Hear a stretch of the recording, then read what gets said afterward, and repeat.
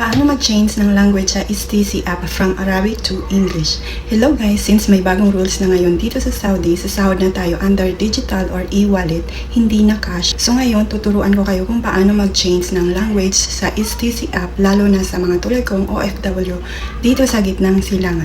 Dahil sa 8 years ko dito, hindi pa rin talaga ako marunong mag-Arabic. Una, buksan ang STC app. As you can see, naka-Arabic language pa siya.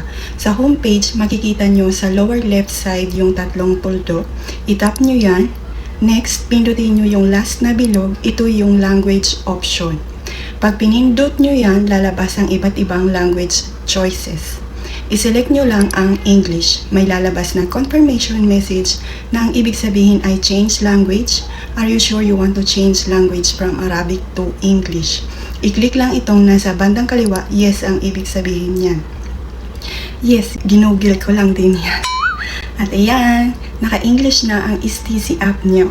Thank you for watching. Sana nakatulong ang tutorial na ito. Don't forget to share para makatulong din tayo sa iba.